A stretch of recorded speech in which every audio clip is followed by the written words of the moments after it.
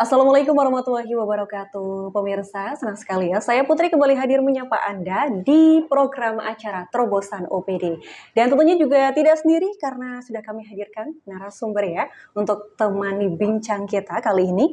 Ada PLT Kepala Dinas Dinpora Kabupaten Pekalongan Bapak Argo Yudo Ismoyo, SSTP MAP. Bapak, gimana kabarnya? Alhamdulillah sehat. Sehat ya. Ini lagi sibuk apa ini Pak berarti Pak? Ini sibuk apa ya? Persiapan Popda paling Mbak. Popda Ya. berarti ya. Dan kebetulan kan karena kami itu masih PLT, kami juga aktivitas seperti biasa menjadi camat talon. Baik, camat talun ternyata Pak. Iya. Luar biasa sekali ya. Nah, kebetulan karena sudah kami hadirkan ya ada Bapak PLT Kepala Dinas Dinpora Kabupaten Pekalongan, kami angkat tema mengenai pemilihan Duta Wisata Kabupaten Pekalongan. Nah ini Bapak, Mas dan Mbak ya, Duta Wisata ini kan agenda tahunan ya Bapak ya. Nah, kira-kira apa sih tujuan sebenarnya dari pemilihan Duta Wisata ini? Jadi pemilihan Duta Wisata itu adalah ajang bergengsi yang ada di Kabupaten Pekalongan. Karena ini sudah lama sekali tidak dilaksanakan di Kabupaten Pekalongan. Terakhir 2019 kalau nggak salah karena ada COVID. Terus datang ke sini sampai segini tidak pernah teranggarkan. Artinya bukan tidak dianggarkan ataupun teranggarkan secara pokok, tapi kegiatan ini kurang menjadi prioritas di Kabupaten Pekalongan. Sehingga di 2026 ini insya Allah nanti akan terselenggara. Berarti baru kembali dilaksanakan di tahun ini ya Pak, 2026. Betul. Sempat vakum berapa? 5 tahun atau berapa? 5 tahun, 5 sampai 6 tahun lah kurang lebihnya. 5 sampai 6 tahun ya. Baik, nah ini kenapa Pak? Ini generasi muda ya, kayak sekarang kan Gen Z ini Pak yang lagi rame, dianggap sebagai sosok mungkin yang paling tepat untuk menjadi wajah pariwisata saat ini. Sebetulnya generasi saat ini itu yang jelas karena generasi saat ini generasi yang lebih cerdas daripada generasi sebelumnya. Contohnya generasi anak sekarang itu dia sudah bisa ngedit foto, ngedit video, dia sudah bisa memasarkan dirinya dia sendiri ataupun produknya dia sudah bisa menghidupkan ekonomi kreatif di zamannya dia sendiri gitu. Oke ya, mungkin memang karena anak-anak sekarang sudah pada main media sosial juga ya Pak. Iya, betul. Jadi bisa benar sekali untuk mempromokan dirinya sendiri sudah bisa ya. Nah kira-kira perbedaan ini Pak, apa perbedaan ataupun inovasi baru yang ditawarkan dalam pemilihan Duta Wisata tahun 2026 ini dibanding tahun-tahun sebelumnya? Kalau secara secara persyaratan dan sebagainya mungkin masih sama Mbak di tahun sebelumnya. Tapi di mana di tahun ini yang berbeda ada tambahannya namanya ekonomi kreatif. Di mana nanti Mas dan Mbaknya itu juga dia punya inovasi bagaimana cara menghidupkan ekonomi kreatif mereka dengan mungkin dengan berjualan online, terus berbicara depan kamera karena tidak semuanya orang itu bisa berbicara di depan kamera. Mungkin seperti itu. Benar sekali ya. Nah ini tadi ya Pak ya untuk 2019 sampai 2025 itu kan sempat tidak ada ya. Selain COVID berarti kenapa itu Pak? Ya tadi kami sampaikan bahwasannya tidak teranggarkan karena kondisi waktu COVID itu kan memang anggaran kita itu diprioritaskan pada pembangunan dan sebagainya. Nah, pasca dari setelah COVID itu ada yang namanya pasca COVID. Jadi anggaran itu terserap di pembangunan pasca COVID tersebut sehingga tidak teranggarkan lah. Ini di 2025 kemarin sudah mulai masuk dalam perencana penganggaran 2026 dan tahun ini insya Allah kita laksanakan. Oke. Nah untuk umur Pak ini nanti? Umur mengacu persyaratan dari provinsi ya, umurnya 17 sampai 24 tahun per 1 November 2026. Kira-kira kenapa Pak harus umur segitu? Ya kita ngacunya persyaratan dari provinsi Mbak ya, karena setelah nanti Mas dan Mbak ini terpilih di Kabupaten Pekalongan, mereka akan kita kirim menjadi duta kita di sana. Oh iya. Oke. Nah ini untuk tinggi badan ini Pak. Tinggi badannya berarti memang harus untuk yang masnya 170 ya, mbaknya 165. Itu juga sama sudah ada peraturannya juga atau gimana? Itu tiket masuk Mbak ya. Karena gini, menurut kami penampilan itu bukan yang utama, tapi yang pertama dilihat. Oh iya. Jadi penampilan itu bukan yang utama bagi seorang, tapi yang pertama kali masyarakat lihat, orang lihat. Kalau misalnya ya bukan karena yang kecil-kecil juga kurang menarik, tidak ya, tetapi masa duta wisata kurang menarik kan, padahal kita itu mau jual apa ya, biar orang tuh tertarik pada kita kan gitu. Mereka menjadi duta yang harapan kita bisa mempromosikan sesuatu supaya orang tertarik. Iya. Bayangkan saja kalau kita lihat orangnya sudah nggak tertarik, kan otomatis mungkin orang lain juga nggak akan tertarik dengan Iya. apa yang dia promosikan. Begitu. Iya, benar sekali seperti itu ya. Nah, selain tinggi badan ini Pak ya, kualitas ataupun ada nggak sih karakter yang memang dicari sekali oleh juri? Ya, yang jelas pertama fisik.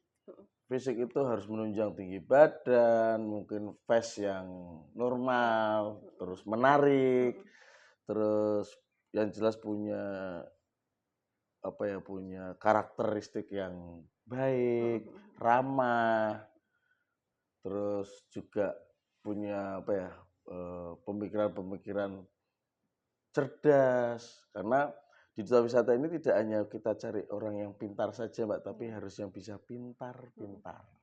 Nah, bisa dijelaskan itu Pak kayak gimana kayak gitu? Pintar itu semua orang bisa, tapi kalau pintar-pintar itu adalah manusia yang memiliki sesuatu pemikiran berbeda dengan orang lain, melihat situasi. Jadi, oh ini pasnya ini nih, ini pasnya ini. Makanya sebutannya tidak pintar tapi pintar-pintar. Oh, pintar-pintar seperti itu ya. Nah, ini kira-kira Pak, seberapa penting ini penguasaan bahasa asing? Kan dengar-dengar kan jadi nilai plus kayak gitu. Iya. Berarti kan nggak harus bisa bahasa asing atau gimana itu Pak? Pokok Mbak bahasa asing. Karena gini, kan mereka itu tugasnya mempromosikan budaya, mempromosikan pariwisata, dan nanti ditambah lagi ekonomi kreatif. Dengan dunia yang sekarang sudah digitalisasi, semua orang itu melihatnya dari media sosial. Harapan kita kalau dia bisa bahasa Inggris, mungkin bahasa Arab atau bahasa apalah ya, itu akan lebih luas jangkauannya. Jadi orang turis luar biasa juga bisa memahami hal tersebut. Iya, seperti itu ya. Apalagi untuk mempromosikan wisata yang ada di Pekalongan kan memang harus apa ya baiknya ya menggunakan seperti itu bahasa selain bahasa Indonesia seperti itu ya. Nah ini berwawasan luas tentang budaya lokal Pak ya, itu berarti menjadi poin penting. Nah kira-kira apa aja ini materi mungkin yang harus dipelajari oleh calon pendaftar? Yang jelas dasar mereka mengetahui tentang budaya Pekalongan ini sejauh mana. Karena Pekalongan di mana kami di tempat kita itu kan ada 19 kecamatan. Di 19 kecamatan itu dengan budaya dan karakteristik masyarakat yang berbeda. Bahasa dari Kesesi sampai Talun saja sudah jelas berbeda. Artinya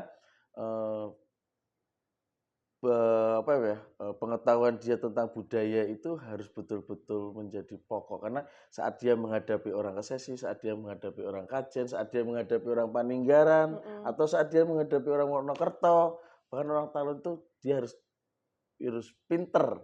Yang tadi saya bilang pintar-pintar, oh ini saya menghadapi ini dengan cara seperti ini, begitu ya. Soalnya kadang mungkin ada bahasa-bahasa yang mungkin kita kira itu biasa saja, nanti dianggap mereka kasar kayak gitu kan. Iya, betul. Ya, gitu bukan kasar ya, lebih ke sebetulnya kalau orang Pekalongan sudah tahu kayak misalnya ada tambahan li itu berarti Pekalongan. Kajen. Daerah Kajen ke atas. Kalau agak nyong dan sebagainya berarti Ndoro ke sana. Kan gitu sebetulnya karena tempat kita itu karakter bahasanya sudah berbeda. Jadi budaya nggak usah yang budaya yang lain lah ya, budaya dari budaya bahasa saja tempat kita sudah masing-masing dari 19 kecamatan itu. Gitu. Oke, nah begitu ya pemirsa ya. Nah kita membahas mengenai pemilihan duta wisata Kabupaten Pekalongan. Nah ini untuk terakhir nanti kan pendaftaran kan ditutup ya Pak tanggal 30 April. Nah sejauh ini gimana Pak antusiasme masyarakat seperti apa? Kalau antusias masyarakat sementara ini ya sudah tergolong bagus lah ya. Per hari ini tuh sudah ada 11 pendaftar. 11 pendaftar. Ya mungkin kita butuh berjuang berkaitan dengan hal tersebut, mengingat sudah 6 tahun tidak dilaksanakan. Jadi Ya harus mengulang memori, apalagi Gen Z ini juga punya kelemahan, yaitu kecuekannya itu lebih lebih hebat daripada gen yang lain lah. Dia Gen-gen yang dengan lain. dirinya dia sendiri aja kadang cuek, apalagi dengan kondisi yang Oh kayak iya. gini, informasi seperti ini. Tapi itu nggak menjadi halangan ya Pak nanti atau gimana? Insya Allah Bismillah aja Mbak, berdoa, kita sama-sama berdoa mudah-mudahan bisa berjalan baik, berjalan lancar. Oke. Nah ini untuk jalur pendaftaran Pak mungkin yang bisa diakses Ada kok online, pakai offline? online. Kami sudah beberapa titik yang sudah kami masuki, termasuk kaitan sekolah-sekolah, SMA, SMA, SMK, terus juga kita melibatkan, tahun ini melibatkan di 19 kecamatan, kami juga sudah koordinasi sama 19 kecamatan, jadi hingga para camat-camat itu bisa menginformasikan pada warganya, pada masyarakatnya yang ber-KTP Kabupaten Pekalongan bisa mendaftarkan anak-anaknya ataupun putra-putrinya mengikuti agen Duta Wisata Kabupaten Pekalongan 2026. Berarti memang harus dari KTP Kabupaten Pekalongan ya Pak ya? Sejauh ini sepengetahuan kami iya, karena ini dia kan yang diharapkan kami itu kan orang sini yang memahami, yang nanti akan bisa mempromosikan Kabupaten Pekalongan. Dia di jalur wisata, budaya, dan ekonomi kreatifnya. Iya. Oke. Berarti tadi sudah ada sosialisasi ya Pak ke Sudah, SMA kayak sudah, gitu di 19 kecamatan itu? Iya. Memang dibentuk timnya juga ya Pak berarti? Sudah bentuk tim dan kami juga dibantu sama alumnusnya lah ceritanya, Oke. senior-seniornya, kakak-kakaknya mereka yang sudah saat ini mungkin sudah bekerja dan sebagainya, tetapi masih punya rasa peduli pada Kabupaten Pekalongan untuk mempromosikan budaya dan pariwisata di Kabupaten Pekalongan. Oke, nah dari sosialisasi itu berarti tadi sudah ada 11 Kurang lebih pendaftar kayak 11 gitu? pendaftar per hari ini. Oke, luar biasa sekali ya berarti ya. Nah ini mungkin Pak bisa dijelaskan sedikit nih Pak mengenai seleksi pada 13 Mei nanti. Kira-kira apa saja yang akan diujikan? Kurang lebihnya nanti ada tes tertulis, nanti ada wawancara, terus pendalaman karakter dan sebagainya. Saya kurang paham ya, kurang ngomongin. Tapi kurang lebihnya itulah garis besarnya, karena kita posisi saat ini mencari sesuatu sesuatu hal yang supaya bisa mempromosikan itu, titiknya karakternya seperti apa. Oke. Nah itu berarti untuk ada nggak sih Pak kayak sponsornya gitu dari luar ada nggak sih? Insya Allah ada Mbak, nanti ya tetap ya sponsor luar itu tidak akan mungkin banyak sih Mbak ya. Kabupaten Pekalongan ini kan kita memahaminya. Andalan kita paling Bang Jateng, kayak seperti itulah. Kalau sponsor yang lain paling kayak Z Media dan sebagainya. Yang jelas harapan kami sponsor luar itu nanti yang bisa merasa bahwa ini itu kegiatan yang sangat penting untuk mengembangkan dan membantu pembangunan di Kabupaten Pekalongan. Baik, seperti itu ya. Nah, untuk malam grand final di tanggal 14 Juni 2026, kira-kira ada nggak sih kayak kejutan ataupun konsep yang memang sedang dipersiapkan oleh Dinpora Par sendiri Pak untuk peserta?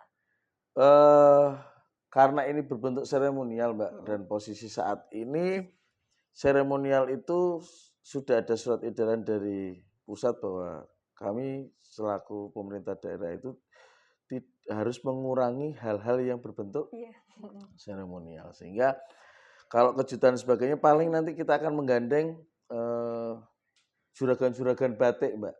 Jadi selain di mana nanti finalis ini mengadu kepintaran dan sebagainya, dia juga akan menggunakan pakaian-pakaian buatan juragan-juragan batik yang ada di Kabupaten Pekalongan, sehingga sekaligus mempromosikan batiknya. Contohnya misalnya batik Kalunggu atau batik yang lain lah yang ada di sini, sehingga bisa selain nanti ada grand final hanya mencari finalis, tetapi juga mempromosikan apa yang dipakai gaun oleh dipakai mereka. Gitu. Oke, seperti itu ya. Nah, Pak tadi berarti kalau misalnya ya yang mendaftar itu sudah menjadi duta di instansi lain, misal boleh apa enggak ini Pak daftar di duta wisata? Boleh, tidak ada apa ya, tidak ada sejauh dia itu memenuhi syarat boleh. Karena kita tahu sendirilah, sekali lagi tadi saya sampaikan bahwa Gen Z ini adalah gen yang luar biasa. Dan kelemahannya mereka itu gen yang luar biasa cueknya. Kalau kita mengerti, mereka kumpul itu hanya untuk pegang HP, bukan untuk bercerita. Lah, oleh sebab itu kita mencari kader itu mungkin pastinya agak sulit dan luar biasa susah gitu. Jadi kalau dulu zaman saya dulu muda ya, yuk kumpul ketemu ngobrol gitaran. Kalau anak sekarang ketemu cekelan HP masing-masing, pegang HP, iya, dan nggak ngomong, bahkan ngomongnya sama HP. Mabar lah misalnya, kanan kiri, dia ngomong sendiri maksudnya sama HP, nggak sama temennya, padahal mereka kumpul buat apa? Jadi seperti itu, Mbak. Oke, ya begitu ya. Pak lah, apa nggak takut, dikhawatirkan ya, berarti nggak fokus, misal dia sudah jadi duta A misalnya lah, setelah itu nanti jadi duta wisata, dikhawatirkan takut nggak fokus sama. Saya rasa tidak fokus itu karena kebiasaannya Mbak, dan mereka itu bukan siapa-siapa, jadi cueknya mereka itu karena aku sama sih Pak Ora sih band sih ya gitu. Tapi kalau dia sudah punya branding ataupun dia itu sudah pernah masuk di finalis duta wisata, saya yakin kok mereka itu akan lebih, hasilnya akan lebih baik. Mereka itu lebih kreatif, mereka itu lebih inovatif. Jadi kalau menurut saya nanti setelah mereka menyandang menjadi Mas atau Mbak duta wisata, saya yakin mereka akan lebih punya ide-ide kreatif. Jadi dia tidak akan cuek seperti sebelumnya. Karena kecuekan Gen Z ini ya faktornya satu, mereka bukan tidak dianggap siapa-siapa dan dia merasa dirinya bukan apa-apa, sehingga Pak apa sih, Pak Ora, biar aja gitu. Jadi kalau setelah mereka punya tanggung jawab, ya mereka pasti jalan. Contohnya saat ini bos-bos online muda-muda. Iya benar. Umur 20-an itu udah miliar-miliaran hartanya mereka. Karena apa ya, itu saya bilang, mereka itu kalau sudah punya tanggung jawab, mereka akan kejar. Tetapi karena mereka itu tidak merasa dirinya siapa-siapa atau apa-apa, ya sudah, isinya ketemu kumpul dolanan HP. Dan kawannya jatuh nggak peduli. Besok kiamat aja mereka udah nggak mikir kan gitu loh kasarnya gitu. Karena ya memang cueknya setengah mati anak Gen Z ini, kelemahannya di situ. Tapi tadi ya ada apa namanya nilai plusnya, kalau udah ada dikasih tanggung jawab bisa ya Pak. Bisa, luar biasa anak-anak sekarang itu. Oke, nah kita lanjut lagi bincang-bincang ya pemirsa. Nah misal nih Pak, misal ya nanti jumlah antara Mas dan Mbaknya itu nggak imbang sampai waktu sudah ditutup. Kira-kira nanti antisipasinya gimana ini? Kan posisi saat ini pendaftaran Mbak, posisi pendaftaran itu pasti biasanya nggak seimbang. Nanti kalau sudah masuk ke tahapan selanjutnya dan nanti sudah masuk ke tahap finalis itu sudah bentuknya perpasangan. Jadi target kita 10 pasang. Kalau nggak bisa 10 pasang ya 9 pasang. Kalau nggak bisa 9 pasang ya 7 pasang. Yang penting berpasangan. Yanti itu yang juga mewakili kabupaten untuk maju ke ajang provinsi itu kan hanya 1 pasang. Satu aja. Yang penting berpasangan kayak ya, gitu nanti ya Pak ya. Menuju finalnya sudah berpasang-pasangan. Oke. Nah, lanjut hadiah Pak. Penasaran juga. Hadiahnya nanti berarti apa saja yang akan didapatkan oleh Mas dan Mbaknya? Yang jelas ini tuh ajang bergengsi Mbak ya. Namanya ajang bergengsi itu kadang hadiah itu bukan menjadi hal yang pokok atau utama, tetapi menjadi hal yang sebuah prestisme. Jadi aku Mas dan Mbak loh, dan sebagainya. Gitu ya kayak gitu-gitulah. Gitu. Makanya yang jelas kalau berkaitan hadiah saat ini masih kita komunikasikan sama pimpinan, karena jam ini itu betul-betul sedang gencar-gencarnya kita itu harus betul-betul anggaran itu diperirit sehingga ya mini anggaran lah. Jadi bagaimana dengan mini anggaran ini kegiatan bisa berjalan lancar, maksimal, terus mendapatkan efek yang baik. Paling pokoknya membantu membangun pemerintah Kabupaten Pekalongan. Oke, baik. Nah, setelah nanti sudah terpilih ya, Ya. Mas dan Mbaknya, kira-kira dari Dinpora Par sendiri itu inginnya akan meng-up wisata yang apa ini, Pak, mungkin? Kemungkinan besar nanti kalau sudah terpilih di Mas dan Mbak di Purwakarta Kabupaten Pekalongan, yang jelas kami Dinpora akan konsen ke tingkat selanjutnya yaitu provinsi. Setelah nanti eh, adik-adik ini sudah mengikuti ajan di provinsi dan nanti kembali ke Kabupaten Pekalongan, pastinya harapan kami mereka akan menjadi agen kami, menjadi corong kami, menjadi apa ya, menjadi pasukan utama kami, garda terdepan kami dalam rangka mempromosikan pariwisata yang ada. Walaupun posisi saat ini pariwisata di Kabupaten Pekalongan itu bukan terpuruk ya Mbak, tapi sedang belum baik-baik saja karena memang dari pariwisata bidang apa namanya di dekat laut karena kita punya pinggiran laut rob posisi saat ini. Gunung 1 tahun yang lalu kurang lebih Petung Griono itu ada longsor di sana, sehingga memang butuh perjuangan yang besar dan kami berharap dengan punya Mas dan Mbak Duta Wisata ini bisa membantu membangkitkan gairah dan kepercayaan masyarakat luas supaya mau berwisata di Kabupaten Pekalongan. Berarti termasuk tantangannya banyak ya, Pak? Luar biasa. Posisi saat ini yang paling hit di Kabupaten Pekalongan itu yaitu tidur di alam kan, berkemah, camping dan sebagainya. Itu banyaknya di daerah Paninggaran sana, karena di daerah Paninggaran anak-anak mudanya kreatif.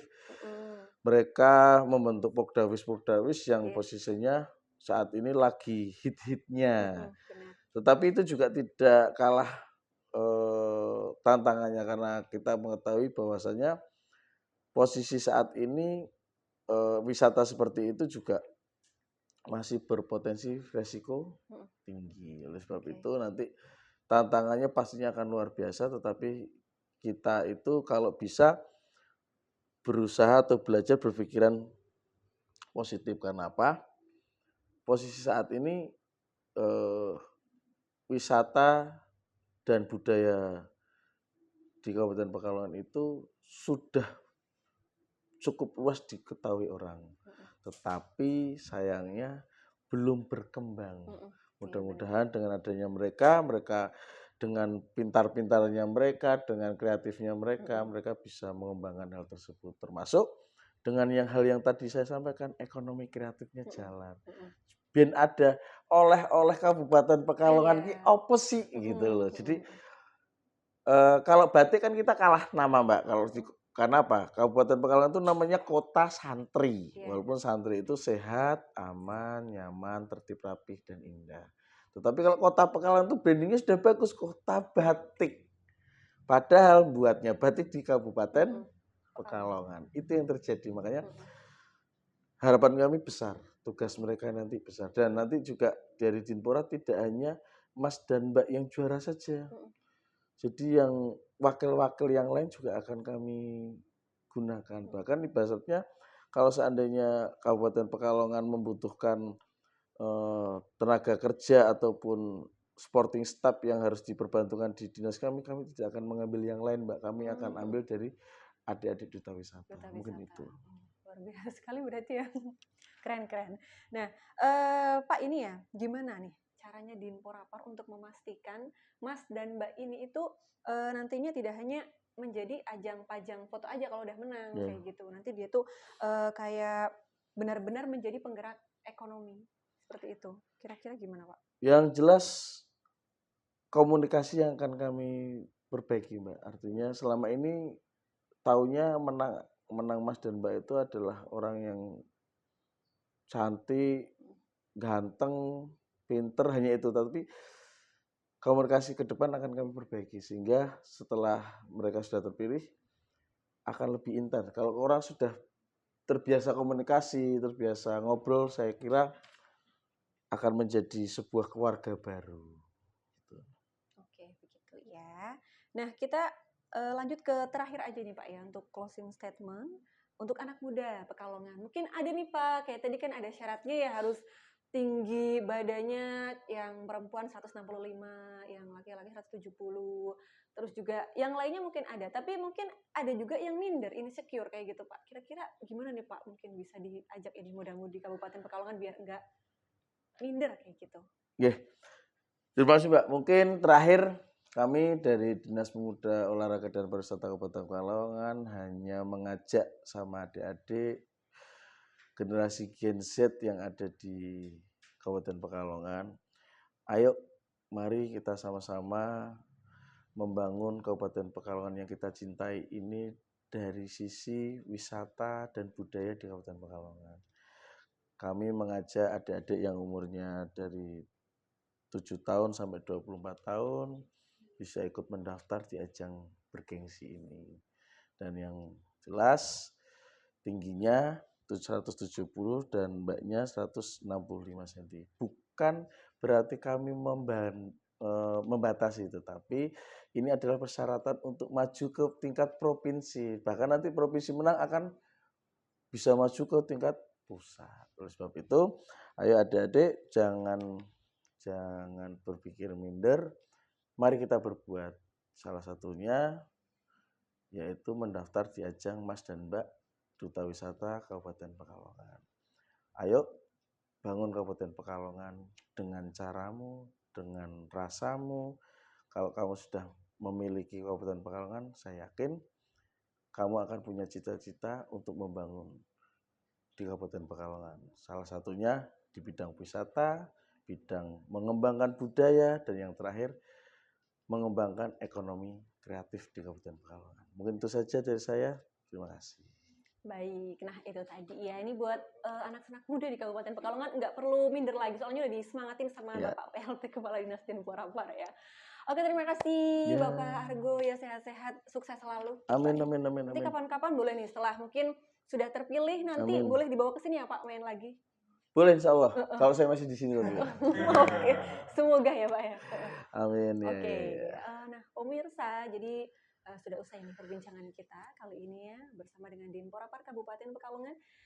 Nanti kita akan bertemu lagi di episode terobosan OPD berikutnya. Bye bye. Wassalamualaikum warahmatullahi wabarakatuh.